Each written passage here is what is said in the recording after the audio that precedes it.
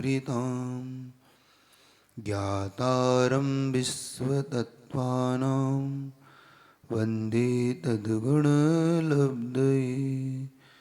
पंच परमेष्टि भगवान की संत शिरोमणि आचार्य प्रवर गुरु विद्यासागर जी महाराज की, आचार्य प्रवर समय सागर जी महाराज की जय। मुनिश्री 108 विशाल सागर जी महाराज की जय। कल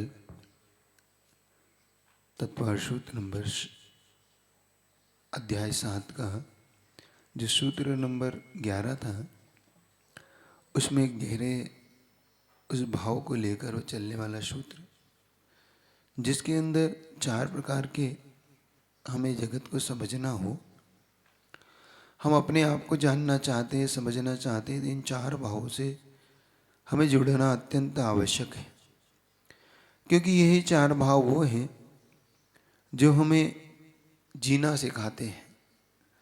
बहुत सरल और अच्छा जीवन चाहते हो तो आचार्यों ने ये सूत्र जो हमारे जीवन जीने के लिए दिया है। मन परेशान होता है, हम किस नीति से जिए, हम क्या करें। कुछ नीतियां होती है साम दाम दंड भेद, ये शासन करने की नीतियां हैं। लेकिन एक धार्मिक जीवन और एक अच्छा जीवन जीने के लिए जो नीति हो वो यहां पर दी गई है। एक धर्मात्मा अपने जीवन में एक अच्छी नीति के साथ कैसे जी सकता है, वो नीति है ये। तो कल हमने देखा था मैत्री का भाव, दूसरों के दुखों में ना हो ऐसे जो मन की अभिलाषा है ना। परेशान दुख निवारणात्म मैत्री, दूसरे के दुखों को दूर करने का जो भाव होता है उसे मित्रता कहते हैं। न कि मित्रता स्वार्थ का नाम है, न मित्रता खाने पीने का नाम है। एक साथ बैठ के खा लिया, एक साथ बैठ के हंस लिया, बोल लिया, 4 बातें कर ली, हम मित्र हो गए। उसके यहाँ शादी में हम चले गए, वो हमारे यहाँ आ गया, वो हमारे काम आया, हम उसके काम आ गए। ये इसका नाम मित्रता नहीं है, क्योंकि यहाँ पर कह रहा है सत्वेषु मैत्री, जगत के जीव मात्र के प्रति मित्रता। देखो मित्रता का गुण क्या होता है, सत्वेषु मित्रों का मतलब क्या होता है। गुरु जी का जो हाई को याद रखना, दुखी जगत को तज कैसे तू मोक्ष जाऊं यह सोचता। सुन रहे, दुखी जगत को तज कैसे तो मोक्ष जाऊं यह सोचता। उन्हें ये चिंता है कि इस दुखी जगत का क्या होगा, इतने लोगों का दुख है, इसे छोड़कर मैं मोक्ष में जाने का जो सुख, आनंद में सुख में कैसे रहूं।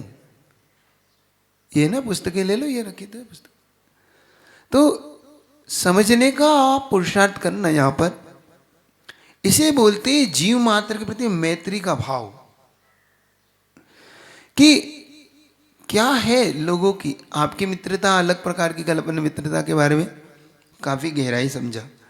एक और भाव है प्रमोद भाव। कल आपसे कहा था मुख प्रसन्नता, भीतर का भक्ति अनुराग का जो भाव है वो व्यक्त होने पर जो भाव आता है उसे प्रमोद भाव कहते हैं। अगर हम किसी के गुणों से अगर चाहत रखते हैं तो उसके प्रति हमारी मुख पर प्रसन्नता आना चाहिए, हमारे इम्प्रेस ऐसा होना चाहिए जिससे वो लगे कि नहीं हमारे को पसंद करता है, हमारे गुण को पसंद करता है। अधिकतम हम इग्नोर करते हैं उनके गुणों को, हम चिढ़ते हैं, ईर्ष्या करते हैं, जलते हैं, हम उनके साथ बुरे संबंध बना लेते हैं इस कारण से। क्यों? क्योंकि उनके गुणों को शायद हम सहन नहीं कर पाते, है ना, होता है, समझ रहे हो। अधिकतम आप गुणों को चाहत रखने वाले लोग हैं कि आप गुणों से ईर्ष्या। आपके मन में क्या आता है, सामने वाला जब आपसे ज़्यादा आगे बढ़ जाता है, आपसे आगे निकल जाता है, तो आपके मन में क्या आता है सही बताओ? वो अपनी क्वालिटी के कारण, अपने गुणों के कारण आपसे ज़्यादा प्रोग्रेस पा लेता है, खास हो जाता है। बॉस का खास हो गया, घर में खास हो गया, समाज में खास हो गया, जनता में खास हो गया, और आप एक साथ थे। अब आपको क्या लग रहा है? क्यों? क्या आता है? ईर्ष्या होती कि महाराज जी, उसके प्रति तिरस्कार निर्माण हो जाता है, फिर तिरस्कार का भाव होता है, उसके प्रति हम तिरस्कार करने लग जाते हैं उसका। हम तुम नमस्ते। हमको ऐसा लगता है कि हम भी उसकी तरह बने और वो आगे बढ़े।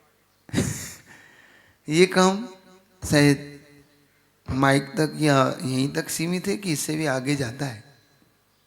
ये लाइन जो अभी कही गई कि हम भी आगे बढ़े और वो उसके प्रति, तो ये लाइन यहीं तक है कि आगे भी जाती है। आगे का मतलब ये जीवन में भी आती है कि ये सिर्फ शब्दों तक ही है? क्योंकि मैंने एक बार कहा था ना, जैसे शब्द तो बुकों में भी पाए जाते हैं, कई दीवालों पर भी लिखे होते हैं, लेकिन जब तक दिल में नहीं उतरते वो किसी काम के नहीं होते, वो सिर्फ दीवालों तक ही रहते। जब तक हमारे मुख पे प्रसन्नता ना आए उसको देखकर। और ये बात सच है कि ऐसा अपने साथ धर्मी के साथ ही होता है, विधर्मी के साथ नहीं होता। जैसे मैंने कहा कि मान लो दो भाई भाई हैं, तो दो भाई अगर दुकान खोलते हैं तो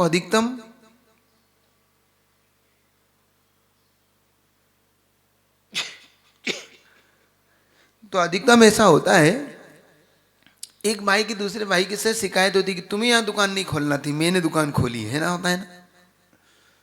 जैसे मान लो कि एक ही दुकान है, किराना की दुकान है, कपड़े की दुकान है, तो तुम मेरे सामने मत खोलो, आसपास मत खोलो, और कहीं जाके खोलो। तुम क्यों? क्योंकि तुम अपन भाई भाई हैं तो तुम मत खोलो। तो मतलब अपने वालों से ही चिढ़ क्यों है? और मान लो भाई उसी दुकान को दूसरा आके खोल लेता है तो आपको दिक्कत होती है? ये लाइन आप कह सकते हो, बल्कि आप नहीं नहीं चलो बड़े, यहाँ एक दुकान आ गई तो अब दुकान और ज्यादा चलेगी। तो ये अपने अपने वालों के साथ क्यों नहीं सोचते हम? बात आपको समझ में आ रही? गुण शुभ प्रमोद, हमारा गुण क्यों नहीं आता? जबकि हमारी ग्रोथ का कारण है ये। उच्च गोत्र भी बनता है और हमें ऊपर उठाने के लिए भी कारण बनता है, जब हमारे गुण को हम एक्सेप्ट करते हैं, स्वीकार करते हैं सामने। समझ में आ रही बात? नहीं आ रही कि ऊपर से आ रही? समझने का पुरुषार्थ करना है यहाँ पे। फिर दूसरा तीसरा भाव दिया, इसमें कुछ समझना तो नहीं आपको? और अनुराग का जो भाव होता है ना? तो जब हम जो अपने जीवन में चाहते हो, तो मैंने कल भी कहा था, धन चाहते हो, ज्ञान चाहते हो, ग्रोथ चाहते हो, तो जो हमसे श्रेष्ठ हैं, गुणी हैं, उनके गुणों को चाहने लगो। और गुणों को चाहने का मतलब होता है उन्हें चाहना। उन्हें चाहना, उनकी तारीफ करना, उनके निकट बैठना, उनकी संगति करना, उनसे सीखना। और एक बात आपसे कहना चाहता हूं, ये मेरी जिंदगी का अनुभव शेयर कर रहा हूं आपसे। जब भी अपने श्रेष्ठ व्यक्तियों के साथ बैठो तो कभी सलाहकार मत बनो, सलाह लेने वाले बनो। जब उन्हें हम सलाह देने लग जाते हैं, हम उन्हें ही बताने लग जाते हैं, तो इसका मतलब है कि हमें उनकी अब जरूरत नहीं है, बल्कि हम अपने आप में सफिशिएंट हैं। ये उन्हें महसूस होने लगता है। तो कभी हमें अपने गुण नहीं देते, फिर वो हमें कभी अपनी अच्छी चीजें नहीं देते हो। क्यों? क्योंकि वो ये समझते हैं कि भाई ये अपने आप में संपुटे, कोई जरूरत इसे नहीं है। वो मौन जैसे हो जाते हैं, वो आपसे कम बातें करते हैं। इसका मतलब है कि हमें अपने बॉस के पास बैठना है, हमें किसी से कुछ सीखना है, हमें अगर गुणशु प्रमोदम का भाव रखना है, तो हमें कम बोलकर ज़्यादा सीखने की नीति सीखना होगी। उनके निकट विनय भाव से बैठकर उनके गुणों को स्वीकार करते हुए ये क्या कहते हैं, इनका ओपिनियन क्या है, ये सुनने का पुरुषार्थ करें, न कि हम बीच में कूद पड़ते हैं। हमने देखा अधिकतम हम कूद पड़ते हैं बीच में, हाँ हाँ ऐसा कर लीजिए, वो बोल ही नहीं पाते। मतलब बड़े लोग अपनी बात रख ही नहीं पा रहे और हम पहले में उचक जा रहे हैं, बीच में बोल रहे हैं, हाँ ऐसा हो जा सकता है, ऐसा हो सकता है। जैसे मैंने कई बार देखा कि आचार्य के पास या कोई बड़े महाराज के पास कोई व्यक्ति आया, महाराज जी मेरे जीवन में ऐसा है, तो दूसरा पहले ही 3-4 जो साथ में, अरे ऐसा कर लो, वैसा कर लो, ये कर लो, तो वो बोल ही नहीं पाते। तो मैं सोचता हूँ कि देखो हम लोग कैसे नादान हैं कि हम उनकी सलाह तो ले नहीं रहे जिनका अनुभव गहरा है, जिनके हजारों लोग जिनके हाथ से निकलते हैं रोज, जो रोज प्रायश्चित देते हैं, दंड देते हैं, लोगों को सलाह संकेत देकर उन्होंने जीवन को अच्छा बनाते हैं, ऊंचा उठाते। हम आज 2 कदम भी चल नहीं पाए और मंजिल की बात करते हैं, है ना। किसी ने बहुत अच्छी कही, जिन्होंने मंजिल को पाया उन्हें चलने का अभिमान नहीं है, जिन्होंने मंजिल को पा लिया उन्हें चलने का अभिमान नहीं। हम 2 कदम चले नहीं और मंजिल की बात करते हैं। अभी हम 2 कदम चल भी नहीं पाए और हम मंजिल का बता रहे हैं, ये सी मंजिल वैसी। अरे जिनने मंजिल पा ली उन्हें तो बोलने दो, उनसे तो सुनो क्या है मंजिल, क्या है मार्ग। बता रही आपको, नहीं समझा रही। तो कभी भी श्रेष्ठ व्यक्ति के निकट, अच्छे व्यक्ति के निकट बैठने पर शांत भाव से बैठो। कितने आप ज्ञानवान हो, कितने अच्छे हो, मत बोलिए, क्योंकि वो आपसे ज्यादा गुणवान है। थोड़ा सा धैर्य रखिए, अपने आप आपको मौका मिलेगा, वो खुद कह देंगे कि भाई बोलो भाई क्या, आप बताओ, आपको खुद मिल जाएगा मौका, फिर आप अपनी बात रखिए।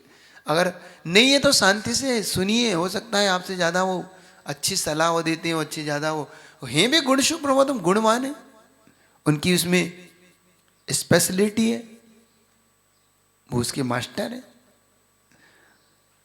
कल आपसे बात किया था ना मैंने कि एक महान आचार्य परमेष्ठिक को भी अपने से श्रेष्ठ व्यक्ति के लिए जो आदर देने का भाव आता है, इसका नाम है गुणशु प्रमोद।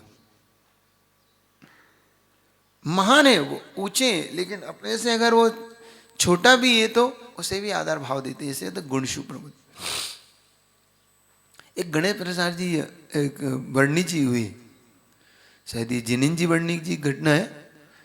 तो जिनेन्द्र जी वर्णी हुए जिन्होंने एक कोश लिखा है, जिनेन्द्र कोश, जिसमें उन्होंने हजारों शास्त्रों के रेफरेंस दिए, अच्छे ज्ञानी विद्वान थे। उन्होंने अपने जीवन का एक संस्मरण लिखा कि मेरे जीवन में, मैं जब नया नया था, ब्रह्मचारी अवस्था में था, तो मेरे हाथ में कुछ भी नहीं था, एक सोने की अंगूठी थी और मैं धोती दुपट्टे में था और एक जगह प्रवचन कर रहा था कि देखो परिग्रह ऐसा होता, परिग्रह वैसा होता, परिग्रह पाप है, ये वो 10 लक्षण का दिन था।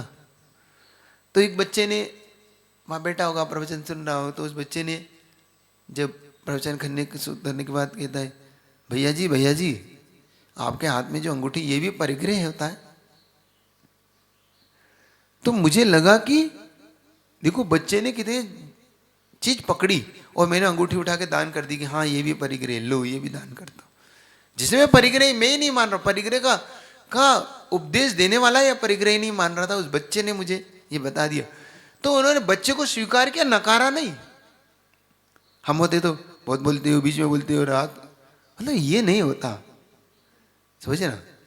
तो मैंने कल एक उदाहरण दिया था वीर सागर जी का महाराज का, शिव सागर जी महाराज का, जिन्होंने पंडित भूरामल जी को स्वीकार किया। उससे बढ़ के उनका विनय भाव निकला कि उन्होंने अपने शिष्य को स्वीकार किया, विद्यासागर जी को, बैठ के नमस्तु करके ये बताया कि नहीं आप मेरे से ज़्यादा गुणवान हो, मैं आपको स्वीकार करता हूँ, आप मेरे से लेखना कराइए। ये कहलाता गुणशु प्रमोद है हमारे अंदर ऐसा भाव। हमें शायद क्वालिटी नहीं है, लेकिन हम क्वालिटी वाले को भी हम स्वीकार करते, ये भी क्वालिटी नहीं है हमें। हमें कोई क्वालिटी तो है ही नहीं, लेकिन जिनकी क्वालिटी है उन्हें स्वीकार करने की भी क्वालिटी हमारे अंदर नहीं है। हम तो बस हाँ, I am always right, I am perfect, ऐसे थॉट्स में जीने वाले लोग हैं कि हम सब कुछ हैं, हमें कोई जरूरत नहीं। नहीं, समझे ना, बहुत गहराई से समझोगे तभी घर का वातावरण अच्छा बना के रखोगे, सामाजिक वातावरण अच्छा बना के रखोगे, आपके मित्रों से अच्छा वातावरण रहेगा, आप अपनी फैमिली को एक अच्छा बना पाओगे। क्योंकि फैमिली में ऐसा होता है कि कभी कभी पत्नी का नेचर बहुत अच्छा होता है, पत्नी गुणवान होती है, कभी कभी पति गुणवान होता है, लेकिन अगर उसे स्वीकार ना करे तो वो आपस में विवाद का विषय हो जाता है। तो स्वीकार करना चाहिए कि अगर वो हमसे ज्यादा गुणवान है तो हाँ ठीक है, तो है, क्या बात आ रही। फिर उन्होंने एक और भाव दिया, कारुण्य भाव। तीसरा भाव दिया उन्होंने कि अगर दीन व्यक्ति दिख जाए तो करुणा दया करिए। चौथा तीसरा भाव। तो इसका मतलब क्या है, इसका मीनिंग? महाराज, दया करने का मीनिंग 2 रोटी दे देना, उन्हें अच्छे वस्त्र दे देना, ये भाव एक छोटा भाव है, थोड़ा व्यापक भाव लाओ। समस्त जगत को सुखी हो, सुखी रहे सब जीव जगत के, कोई कभी न घबरावे, ये वाला भाव है कि संसार में सब सुखी हों, कोई कभी घबराए ना, डरे ना, और जो दुखी हैं उनके दुख कष्ट दूर हो, और उनके लिए जो हम कर सके उसका नाम है कारुण्य भाव। हमसे जो कुछ निचली स्थिति में हैं, दुखी हैं, कष्ट में हैं, उनके कष्ट दूर करने के लिए हम क्या कर सकते हैं, उनके भोजन के लिए, कपड़ों के लिए, वस्त्र के लिए, साधर्मी के लिए, पड़ोसी के लिए। सुन रहे हैं आप लोग बता रहे। फिर आता है माध्यस्थ भाव। ये भाव समझना, ये सबसे गहरा भाव है, चौथा भाव। माध्यस्थ भाव विपरीत वृत्तो। हमसे कुछ लोग विपरीत होते हैं, जो हमसे हमेशा हमारी बात को काटते हैं, हमसे ईर्ष्या रखते हैं, हमें नहीं चाहते हैं। उनके प्रति कैसे जिए महाराज? हमारी उनसे विवाद हो गया, हम क्षमा मांग रहे, वो क्षमा नहीं कर रहे, हमेशा द्वेष भाव में रहते हैं। तुमने अगर बात काटी है तो जरूर काटना है, उन्हें कहा तो जरूर कहना है, तो उसको तो जरूर कटना ही है वो, क्योंकि तुमने कही है ना। बहुत बार ऐसा होता है कि फिर बात स्वयं ने रख के दूसरे से रखवाता है, क्योंकि उसको पता है कि मैंने अगर बोल दिया तो ये बात कटना ही है। तो कभी कभी ये क्वालिटी होती है सामने वाले में कि वो उसके मुख से ही खिलवाता है, फिर वो बात खुद नहीं कहता, क्योंकि पता है कि मैं कहूँगा तो कटेगी, और ये कहेगा तो खुद कर लेगा।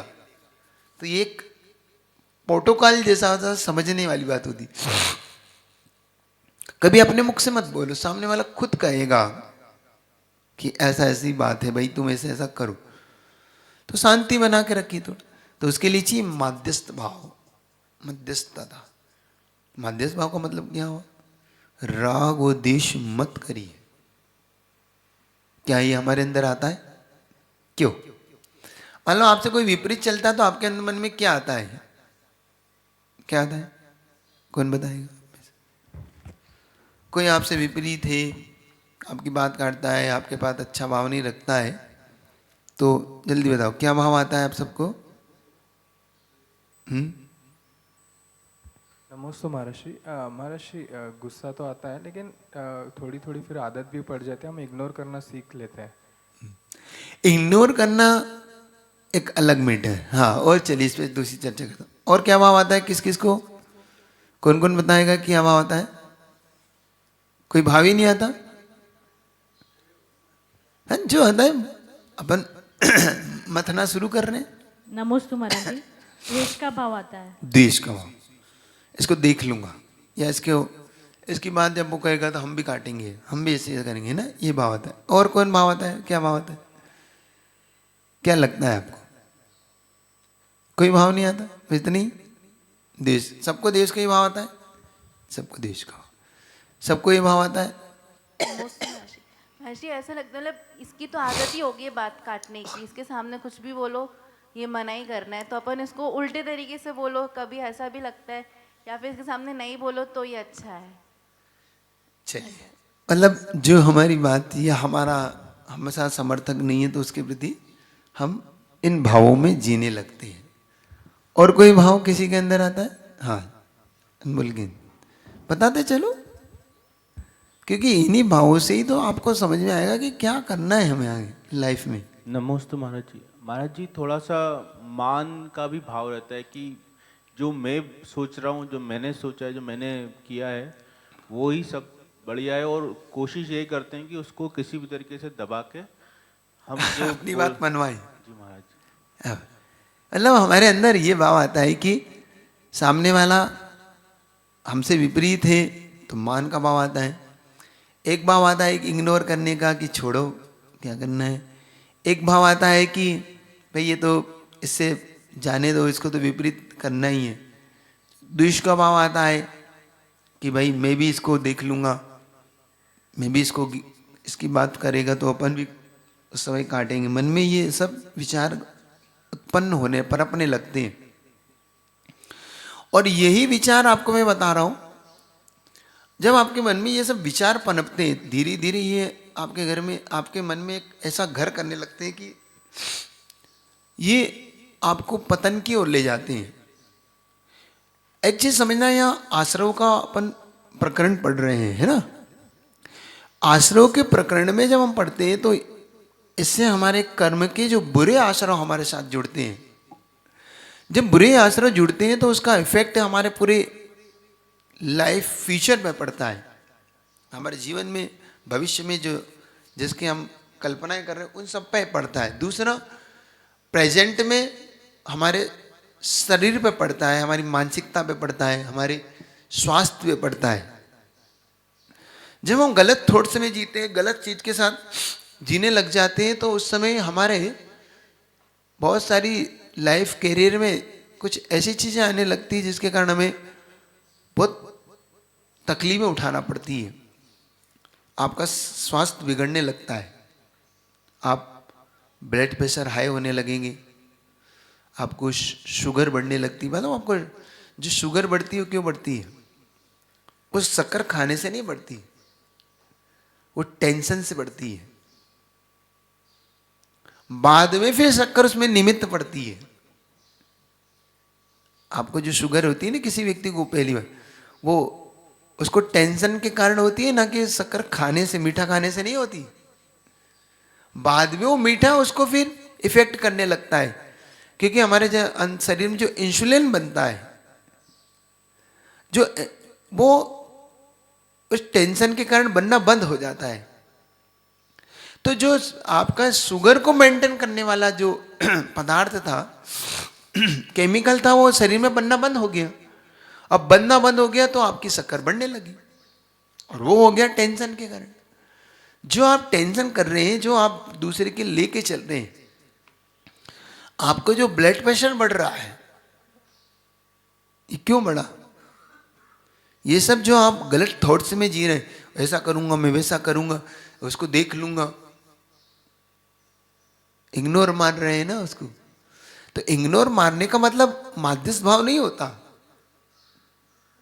माध्यस्थ भाव का मतलब होता है ना, मेरा राग है ना, द्वेष है, ठीक है, वो अपने में जीता है, मैं अपने में जीता हूं। कोई पूछे कैसा है वो, भाई साहब मुझे उसके बारे में ज्यादा जानकारी नहीं है, ना मैं बुराई करना ना अच्छाई करना है, इसका नाम है माध्यस्थ भाव। ना राग है ना द्वेष है। लेकिन हम राग द्वेष में उतरने लग जाते हैं, यहां से हमारी लाइफ डिस्टर्ब होती है। क्योंकि हम एक चेन, जिस चेन को हम समझ रहे थे, चेन समझ रहे हो ना, वो चेन हमारे जीवन में काम करने लगती है कि हमने बोना शुरू कर दिया, हमने बीज बोना शुरू कर दिया, अब हमें वही बोना है, वही आना है जो हमने बोया है। तो हमने किसी के बारे में बुरा बोया है तो आपका अच्छा कैसे होगा? आपकी आपकी कोई कैसे बड़ाई कर देगा? आप दूसरे के बारे में गलत सोच रहे हो। तो जब भी आपके जीवन में ऐसे लोगों का संयोग हो, जब आपके अगर ऐसा लगता है, तो आप मत चिढ़िए, मत उसके प्रति विपरीत बनिए, मत बुरे भाव लाइए, क्योंकि सामने वाले का कुछ बिगड़ेगा या नहीं बिगड़ेगा, अपना जरूर बिगड़ेगा। महाराज भी क्या करें, वो बहुत परेशान करते। कर्म का उदय मानना सीखो। विपाक विचय धर्म ध्यान भी तो है हमारे यहाँ। मेरे कर्म का उदय कोई बात नहीं, सामने वाले के मन में मेरे इसलिए कारण से भाव है। आप देखो बहुत जल्दी उसके भाव बदलने लगेंगे आपके प्रति कि नहीं नहीं ये ऐसा बात नहीं है। समझ में आ रही? तो इसका नाम है माध्यस्थ भाव। अविनीयेषु मतलब जब हमारे गुणों को कोई स्वीकार ना करता हो, हमारे अंदर की क्वालिटी को कोई नहीं मानता हो, तो हमें उसके प्रति द्वेष भाव ना लाएं। कोई हमारे से बहुत ज़्यादा इम्प्रेस होता हो तो राग भाव ना लाएं, उसके साथ राग द्वेष ना करें और माध्यस्थ भाव के साथ जी लें। ये बहुत अच्छा है आपका। विशेष तौर से यहाँ पे उन्होंने अविनीयेषु के लिए शब्द दिया है। तो गुणषु जो उन्होंने कहा माध्यस्थ भाव अविनीयेषु, जो हमारा अभिनय करता है, हमारे अंदर स्वीकार नहीं करता, उसके प्रति। इस प्रकार से ये सूत्र आपका 4 भावों को लेकर चला। अब सूत्र नंबर 12 बहुत अच्छा है। जगत काय स्वभावो व संवेग वैराग्यार्थम। पढ़ी।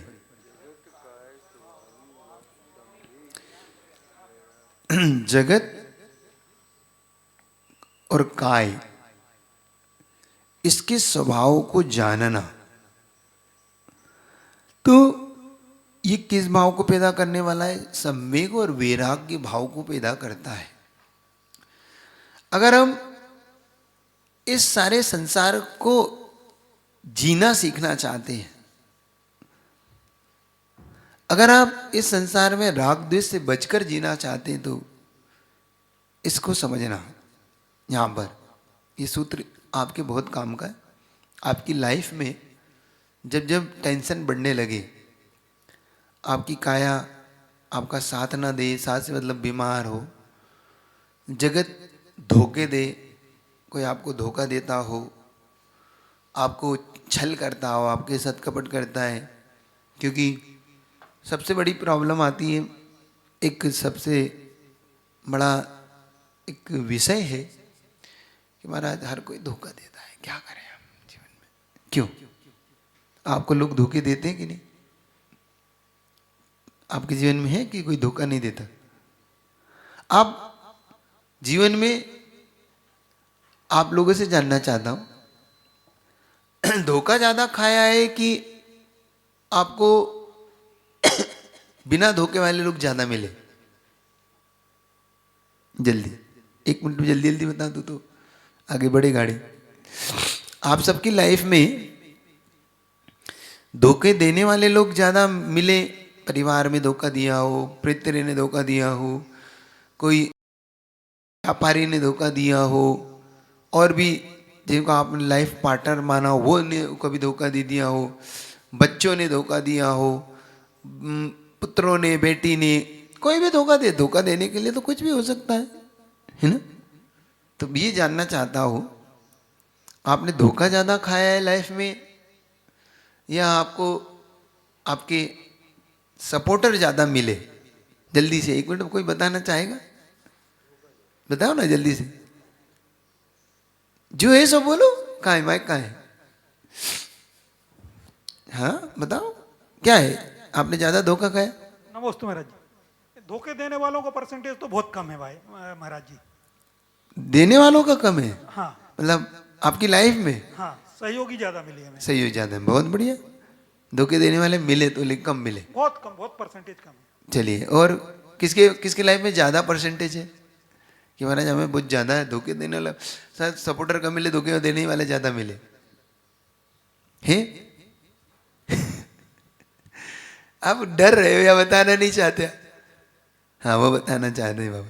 क्या? महाराज जी नमस्ते, हमारी लाइफ में धोखा देने वाले ज्यादा मिले। ज्यादा मिले?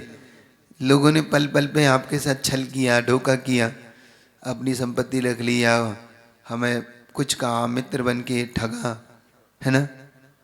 क्यों मनीष, क्या है तुम्हारी लाइफ में? क्या है? नमस्ते महाराज जी। मुझे तो महाराज जी ऐसे लग रहा है धोखे वाले नहीं, थोड़े बहुत वो एक्सपीरियंस दे गए, बाकी तो हमेशा पल पल पे उपकार ही मिलते रहते हैं, सबको ही अच्छा करते जा रहा है। अच्छा कहते हैं यार। अब जिसके जैसे लाइफ में जैसे लोग मिलते, चलिए दोनों तरह के लोग होते, तो हम ये समझने का पुरुषार्थ करें कि जब हमारे साथ कोई छल होता है, कपट होता है, धोखा होता है, चाहे फिर कोई भी करे, परिवार का सदस्य करे, मित्र करे, समाज में करे, फैमिली आपकी जॉब वाली लाइफ में करे, व्यापार में करे, अब इसको कैसे मैनेज करें महाराज? बहुत बार ऐसा होता है, ऐसे में महाराज टेंशन होने लगती, बहुत ज़्यादा डिप्रेशन होने लगता है, बहुत ज़्यादा मतलब हाइपर सा होने लगते हैं, घबराहट होने लगती है, डर लगने लगता है, भय सताने लगता है, अब क्या होगा, कैसे लाइफ मैनेज करेंगे अब हम? ऐसे क्षणों में हम कैसे जिए? ये सूत्र उन लोगों के लिए काम का है जो लोग ऐसे जीवन को जीना चाहते हैं और ऐसे जीवन में कोई उन्हें दिख ना रहा हो, तो इस सूत्र का आलंबन ले।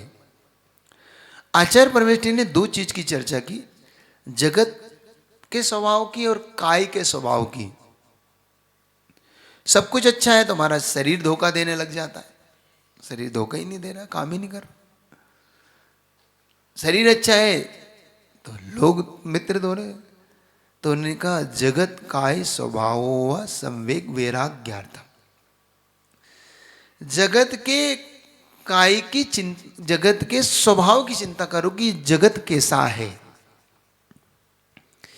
ये दुनिया बड़ी अजीब है, सुना है आपने लाइन?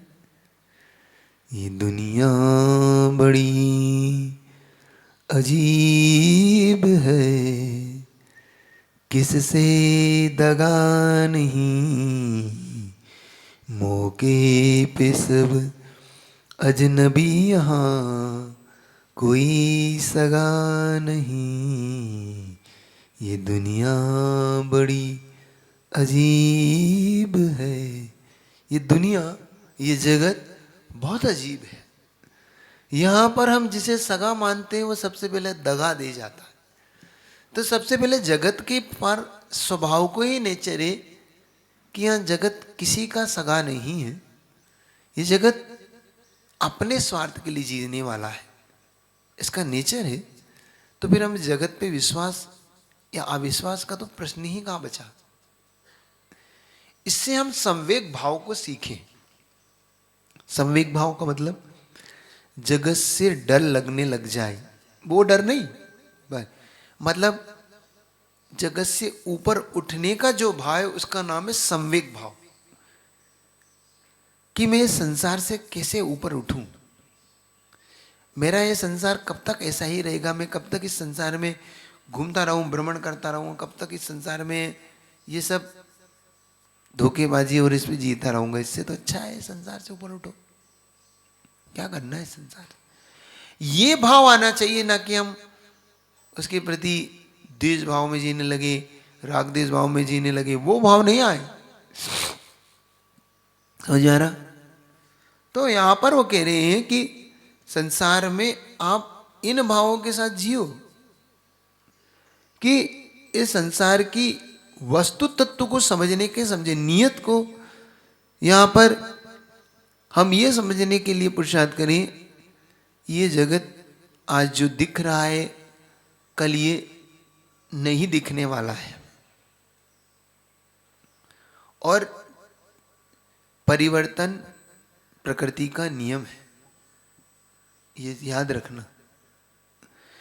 जब तक परिवर्तन नहीं होता तब तक प्रकृति हमारे कोई काम की नहीं। अगर सब कुछ एक जैसा हो जाए ना, तो हम फिर कभी भी इस संसार में सुख दुख को कभी महसूस ही नहीं कर पाएंगे। हम सुख दुख को महसूस ही परिवर्तन से करते हैं। हमें अच्छा लगता ही तभी जब परिवर्तन होता है हमारे जीवन। तो इसे स्वीकार करो, क्षणिक है, इस बात को स्वीकारो। क्यों नहीं आता स्वीकारने?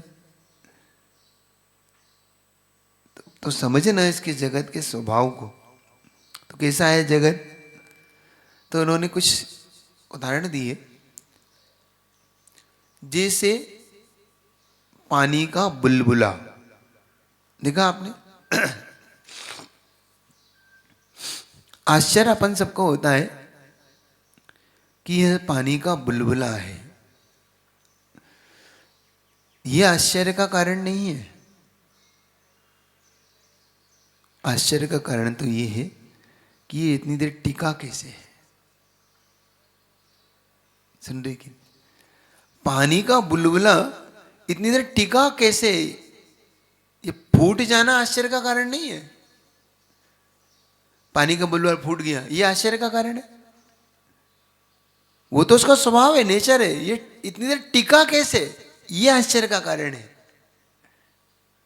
ऐसे ही हम सबका जो जीवन है वो मरण पानी के बुलबुल, अपन सबका जीवन पानी के बुलबुलों के समान है। तो मरण निश्चित है, लेकिन हम इतनी देर जी कैसे गए, ये आश्चर्य का कारण है। क्योंकि जब वो कह रहे हैं बिजली की चमक जैसा है, ये संसार कैसा है? बिजली की चमक, पानी का बुलबुला, है ना, ये उदाहरण देते ना। तो बिजली की चमक कितनी देर की होती है? आया और पता भी नहीं पड़ा, अरे कहाँ गई, क्षणिक जिसको बोलते हैं। तो ये संसार क्षणिक है, प्रतिपल प्रतिपल ये चेंजेस करता है।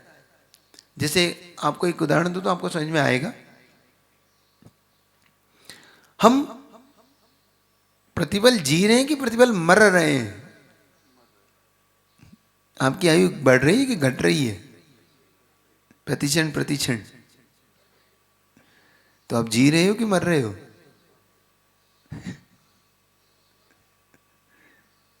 जल्दी बताओ क्या है? हमारा मरण हो रहा है। और इसी कलेक्शन का नाम ही आयु है, इसी का नाम जीवन है। जैसे आप बर्थडे मनाते हो जीवन में, जन्मदिन आया, 1 साल बड़ा हो गया, 1 साल बड़ा हो गया, घट गया? आपकी लाइफ से 1 साल चला गया कि 1 साल बढ़ गया? क्या है? और हम खुशी मना रहे, 1 साल बढ़ गए महाराज, 1 साल का हो गया, 2 साल का हो गया। अरे 1 साल घट गया। और कैसे होता है मालूम आपको? हमारे यहाँ उसे बोलते आवीची मरण। क्या बोलते हैं इसको? आवीची मरण का मतलब है एक एक समय में जो आयु के निषेक खिरते जाते हैं, इसको बोलते हैं आवीची मरण। हर पल हर समय जो एक एक आयु का निषेक खिर के हमारी आयु घट रही है। जो उन्होंने उदाहरण दिया, जो अंजलि पानी, देखो अपने यहाँ 12 भावनाओं में जो उदाहरण दिया, जो करोत से काटता, करोत जानते हो? जैसे एक वृक्ष को काटने के लिए वो करोत बोलते हैं, आप लोग क्या बोलते हैं, है ना? तो वो उसको एक इधर से पकड़ता है, काटता चला जाता है, तो धीरे धीरे हल्का सा निशान पड़ता है उसमें पहले, फिर धीरे धीरे निशान पड़ते पड़ते गहरा होते जाता है, फिर वो दो अंत में 2 भाग में बढ़ जाता है। तो जैसे करोत से, जैसे अंजलि से पानी टप टप टपकता रहता, तो कुछ देर बाद लगता है अंजलि खाली हो गई। ऐसे ही प्रतिक्षण हमारी आयु के निषेक जाते रहते, इसको बोलते आवीची मरण। और उस कलेक्शन का नाम बोलते हैं हम पूरा 1 साल 2 साल मुहूर्त 2 मुहूर्त, इसको बोलते हैं मुहूर्त। तो हम जब प्रतिक्षण मर ही रहे हैं तो शांत से मरो, जब मरना ही है तो शांत से मरो। और जब एक समय जी रहे हैं तो शांत से जियो। क्षमा सागर जी की कविता है ना, क्या वो जब जीता है तो शांत से जीता है। क्या सोचकर जीता है कि जब आज ही जीना है तो शांत से जियो। और वो मर रहा है इसलिए मर रहा है कि जब आज ही मर रहा है तो शांत से मरो। और एक हम है ना शान से जी पा रहे हैं ना शान से मर रहे हैं कि वो शान से क्यों जीता है और वो शान से क्यों मरता है ना। हम इसी फिक्र में मरे, ना हम शान से जी पाते हैं ना क्योंकि वो शान से जी रहा है वो शान से मर रहा, हम इसी फिक्र में। समझ में नहीं कि नहीं? जगत के स्वभाव को समझो, ना कोई धोखा है ना कुछ है, सब कुछ कर्मों का लेखा जोखा है, इसके पीछे कोई धोखा नहीं है। हमने जैसा किया था वैसा हमने पाया है। तो जगत के स्वभाव, फिर होता है काय का स्वभाव। काय का स्वभाव है गलनशील। हमारा जो पुद्गल का ये पिंड है, काय हमारी, और ये काय हमारी पुद्गल का पिंड होने के कारण हमेशा ये गलने वाली है, सड़ने वाली है। ये हमारा एक हमें मिला है, कोई परमानेंट नहीं है ये हमारी, ये हमें कर्म के उदय में मिली हुई चीज है। इसीलिए जो ज्ञानी लोग होते हैं वो जब अपने काय को देखते हैं तो उसके काय के साथ कभी प्रेम नहीं करते। वो उसके साथ एक साम्य भाव बना के उसका एक पेट्रोल देना होता है ना, पेट्रोल देते हैं बस, वो इस तरीके से अपने जीवन को पूरी लाइफ में बस इस शरीर को इस प्रकार से उपयोग करते रहते हैं। अजंगमम जंगमने यंत्रम, आचार्य समन्वय स्वामी ने एक जगह लिखा, अजंगम का मतलब होता है अचेतन, जंगम का मतलब होता है चेतन। तो जैसे गाड़ी और गाड़ीवान, तो गाड़ी अचेतन है और गाड़ी चलाने वाला चेतन है ना, ये ना। तो इस प्रकार से ये शरीर अचेतन है, गाड़ी है, और इसमें विद्यमान जो आत्म तत्व है वो चेतन है, वो इसका ड्राइवर है। क्या ऐसा आप मानते हैं? अच्छा, कितने लोग को विश्वास है कि हम सब एक चेतन पिंड हैं? आप में से सबको विश्वास है कि ऐसा लगता है कि भाई ये शरीर हम बांधते हैं, बस इसके बाद जो होगा होगा होगा, क्या मालूम मिलेगा नहीं मिलेगा, तो ऐसो आराम से जरा जी लो। क्या है चार्वाक, यावत् जीवम सुखम जीवेत ऋणम कृतम घृतम पिबेत भस्मीभूतस्य देयस्य पुनरागमन कुता। जब तक जियो सुख से जियो, ऋण लेकर भी घी पियो, क्योंकि एक बार देह चली गई तो कौन जानता है पुनः कौन आ रहा है कौन जा रहा है। किसको, आप में से कितने लोगों को लगता है कि पुनर्जीवन होता है? अपन सबका होता है, लगता है। अच्छा, कितने लोग को नहीं लगता है? नहीं लगता तो बोलो, क्या बात है कि नहीं, हमें कोई विश्वास नहीं, हमें तो लगता है कि यही लाइफ है बस। आपको लगता है? हाँ, क्या लगता है? कहीं मैं क्या आपके पास?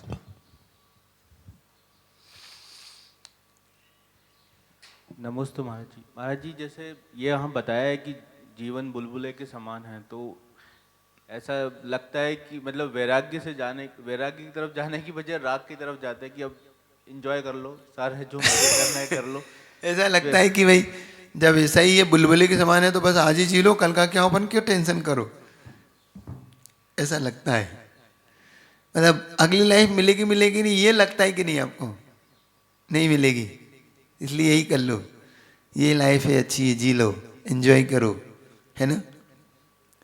तो हमारे मन में जगत के प्रति ये स्वभाव को समझने का, काय को समझने का अब मन बनाना आपका समय हो गया। ऐसा नहीं रखता हो, कल इस सूत्र को देखेंगे और इसी से रिलेटेड 13वां सूत्र आएगा जो आपको बताएगा कि हिंसा वगैरह क्या होती है। क्योंकि अभी तक हमने 5 भावनाओं में अहिंसा आदि व्रत क्या होते हैं, कैसे पलते, वो सुनकर था। कल हम सीखेंगे हिंसा क्या होती है, हिंसा का मैटर क्या है। ठीक है। जिनवाणी के ज्ञान से सूझे लोग सुवाणी मस्तक धनो सदा दिन, हे जिनवाणी भारती तो हे जपू दिन जो